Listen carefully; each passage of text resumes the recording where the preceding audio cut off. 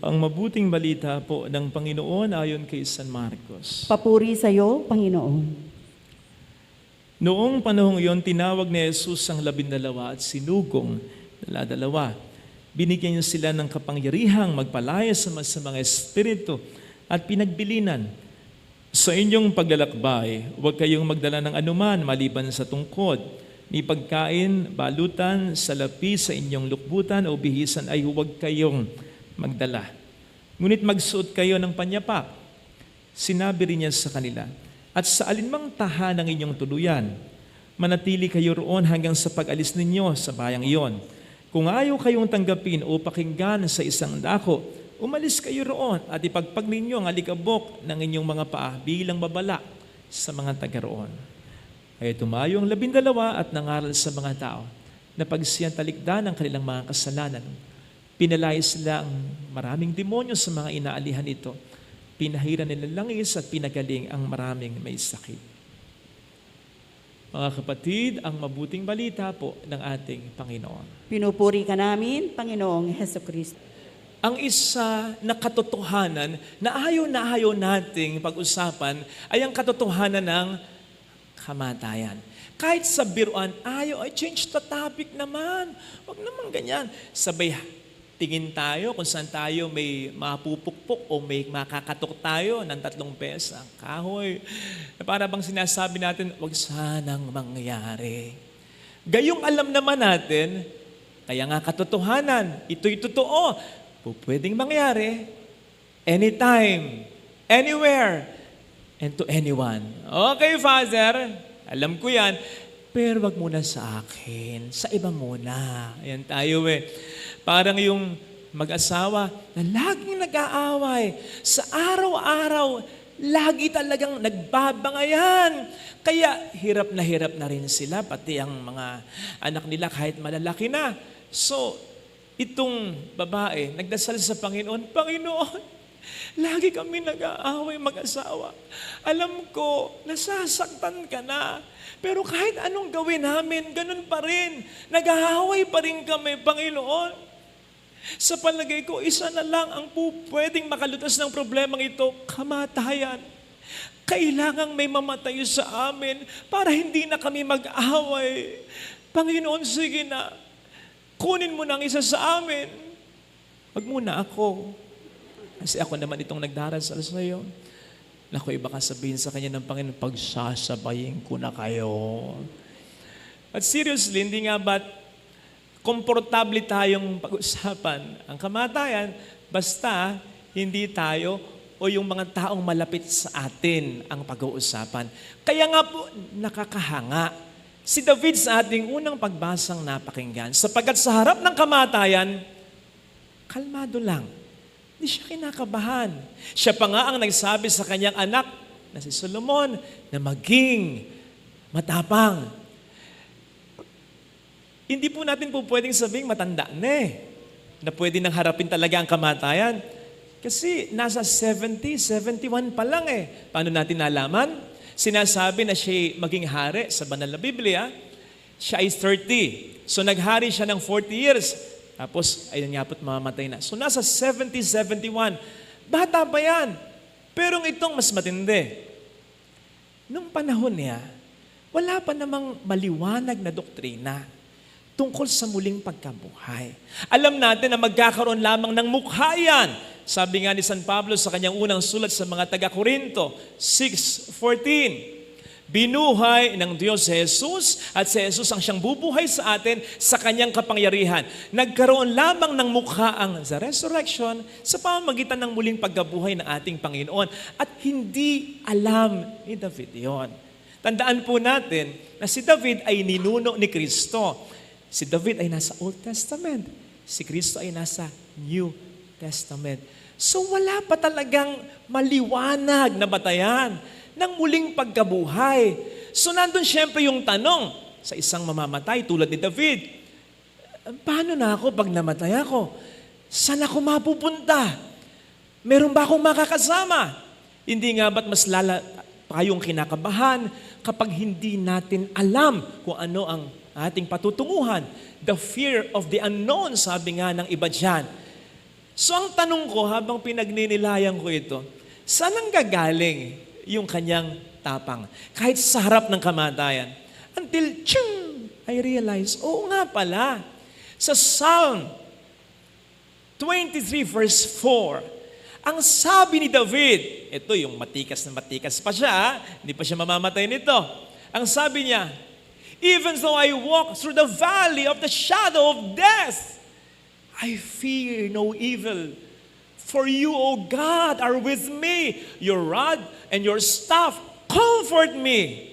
So nandun yung sikreto niya. Bagamat marami pang tanong hinggil sa kamatayan, yung karanasan niya sa Diyos, yung presensya ng Diyos sa buhay niya, na nararanasan niya. Hindi lang niya pinaniniwalaan, kundi nararanasan niyang talaga. Sapat na yon para sa kahit harap ng kamatayan ay mawalan siya ng kaba. Kamakailan ay nagkausap kami ng kaibigan ko, napakabuting tao nito. Nagkausap nga kami tungkol sa kamatayan. Ang sabi niya, siya, ready na. Bata pa po ito, very promising pa ito. Marami pa ito, I'm sure mararanasang magaganda. Pero ready na siya. Siguro ngayon, nanonood ka. Ngayon, alam mo na kung bakit hindi kita binibisita. Kasi baka anytime kunin ka ni Lord, ako'y mayadamay pa. Joke lang. Pero nakatutuwa yung mga taong ganito, no? Na anytime, kayang harapin ang kamatayan. O sa mas malalim pa po nating pagninilay, yung mga taong positibo lagi ang pananaw sa buhay, kahit sa araw-araw nakararanas sila ng iba't ibang mga pagkakamatay. Those who do not give up, those who do not lose hope, those who have that experience of God in their life. Kailan ba ako may nakausap? Kailan lang ito nagtitinda ng kakanin sa daan. Ang sabi niya, ang kita niya, mapalad na yung umabot ng 500 sa isang araw ng paglalako sa daan. Siyang nagtatrabaho para sa kaniyang mga anak sapagkat maaga siyang nabiyuda. So wala pang 500. So sabi ko, paano po kayo nakakaipon? Sunod-sunod na yung aking tanong. At paano kung magkasakit kayo o isa sa mga mahal niyo, sa isa sa mga anak ninyo? Paano yung panggastos ninyo? At madali niyang itinuro ang kalangitan, sabay-sabing, bahala na ang Diyos kapag nangyari yan. Mga kapatid, tayo, ilan sa atin yung may ipon kahit papaano? Ilan sa atin yung may kaya ang pamilya kahit papaano? Pero ang dami nating inaalala, ang dami nating worries, ang dami nating mga dahilan ng anxieties. Lalo pa, nagdarasal ka pa, tayo nagsisimba pa, tapos may mga ganyang klaseng pag-aalala. Si David, sigurado ko, wala siyang masyadong alam tungkol kay Jesus. Yung nagtitinda sa daan ng kakanin, sigurado ko, wala siyang masyadong alam tungkol kay Jesus. Pero one thing, meron silang karanasan ng Diyos sa kanilang buhay. Ang Diyos ay ramdam na ramdam nila. More than mga doktrina, ang Diyos ay ramdam na ramdam nila dahil sa mabuting buhay nila. Katulad nung kaibigan kong na-joke ko kanina. Sapat na yun. More than enough pa para harapin nila anuman ang kamatayong dumating sa buhay nila. Ganon sana. Mga kapatid, hindi ko sinasabi na hindi importanteng meron tayong malaman tungkol sa Diyos. Kinakailangan may alam tayo tungkol sa ating pananampalataya. Pero yung ating nalalaman, dapat humantong sa isang malalim na relasyon sa ating Diyos yan. Kinakailangan yan upang talaga ang kanyang kapangyarihan at ang kanyang pagmamahal ay ating maramdaman. At basic na paraan, i-execute kung ano man yung ating pinaniniwalaan. Basic na paraan, gawin ng mabuti, iwasan ng masama. Hindi yung alam mo ng mabuti, hindi mo gagawin. At yung alam mong masama, yun ang gagawin mo. Maliwanag ang sabi ng ating Panginoong Jesucristo, my sheep know me, and my sheep follow me. My sheep hear my voice. Paano tayo mag-expect na mamumuhay tayo nang nandyan siya at ramdam natin ang Diyos kung lagi tayo at hindi tayo consistent na sumusunod sa Kaniyang mga utos. Kung may mga area sa buhay natin na parang ban ang Diyos, Lord, total naman, nagsisiba naman ako, nagdarasal naman ako, at nagpapakabuting tao naman ako, itong bawal na relasyon ko, itong illicit na affair ko, itong pagpapautang ko ng malaki ang patubo ko, itong nakasanayan ko ng pagmumura, wag mo nang pansinin, total. Yun lang naman ang mga issues ko. Mga kapatid, sabi ko nga sa aking teaser kanina, lahat tayo naniniwala na kasama natin ang Diyos. Yan ang sinasabi sa awiting, alam kong nasa tabi kita, Panginoon ko, sa lahat ng oras. But it's another thing to really believe nandiyan ang Diyos. So hindi ako dapat gumawa ng bagay na ikasasama ng Kaniyang loob. Ang dapat na ginagawa ko ay yung naaayon sa Kanya, yung makapagpapasaya sa Kanya. And when it happens, consistently, sinisigurado ko po sa inyo mga kapatid, yung langit ay hindi na natin katatakutan. Kasasabi ka natin, sapagkat kung dito sa lupa ay namumuhay tayo sa kabutihan at ang Diyos ay ating ramdam, dito pa lamang sa lupa, langit na so wala ng iba. Hindi na nakatatakot yung pakiramdam na yan sapagkat hindi na magiging fear of the unknown yan.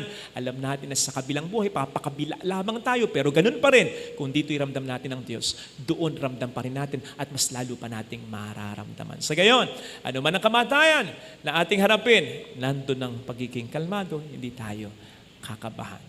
Ito sana hilingin nating biyaya sa banal na pagdiriwang, yamang ang kamatayan, yung physical death, at maging death dahil sa mga problemang maranasan ay sigurado namang mangyayari sa atin. So hindi pa man, ito ay paghandaan na natin. Mamuhay tayo na talagang ang Diyos ay nandyan siya kasama natin. Amen. Lagay natin ang ating kanang kamay.